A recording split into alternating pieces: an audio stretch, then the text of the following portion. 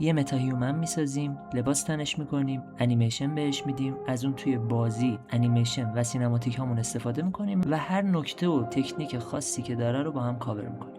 سلام دوستان، مسعود هستم. توی این پلیلیست هدفم اینه که شما رو با متا هیومن بیشتر آشنا بکنم، طوری که بتونید توی همه پروژه‌هاتون خیلی راحت کاراکتر داشته باشید، انیمیت بکنید و اون رو کاستومایز بکنید و کار این شکل. بچه توی دنیای سی جی و گیم الان متا هیومن خیلی مهمه، به خاطر اینکه خیلیا جدای از اینکه اصلا آنریل کار باشن، میان از کاراکترهای متا هیومن برای پروژه‌های خودشون استفاده میکنن. توی انیمیشن، توی سی جی، توی گیم از اینا استفاده میکنن. الان مثلا میبینید که از متا هیومن توی مایا استفاده میکنن، توی نرم افزارهای وی اف ایکس استفاده میکنن، توی بلندر مثلا استفاده میکنن. اینجا ما میفهمیم که همه کمپانی ها جدا از اینکه آنریل توی سیستم کاریشون هست یا نه از متا هیومن بهره میبرن. به خاطر همین خب خیلی خوبه دیگه ما بتونیم ازش استفاده بکنیم. توی این پلیلیست هم من میخوام کلا متا هیومن رو تا جایی که میتونم کاور بکنم. آموزش هم به مرور میاد، در حال ضبط هستم و به خاطر همین هر کدوم آماده بشه اون رو آپلودش میکنم. پس کانال رو سابسکرایب داشته باشید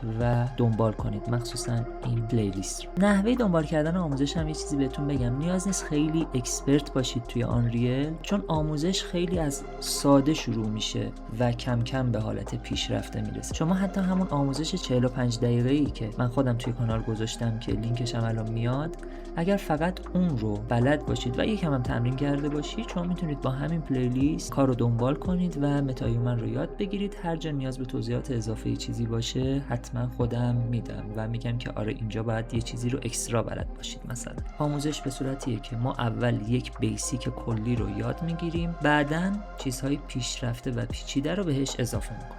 هر قسمت از آموزش هم اینطوری طراحی شده که خیلی قفل به قسمت قبل نیست و شما اگر متا هیومن رو کلا بلدی و صرفا میخوای ببینی که چه شکلی یک لباس کاستومی بهش بدی یا توی گیم چطوری ازش استفاده بکنی، فقط همون آموزش مربوطه رو میتونی نگاه بکنی و یاد بگیری. اینطوری نیستش که مثلا یک پروژه‌ای رو از اول مجبور بشی حالا بیای دنبال کنی و برسی به اون قسمت. دنباله دار آموزش اما قفل به قسمت قبل نیست و مجزاست. خب ممنونم این ویدیو رو دیدین. بریم که شروع بکنیم قسمت اول، ساخت یک متا هیومن. توی ویدیو بعدی میبینمتون.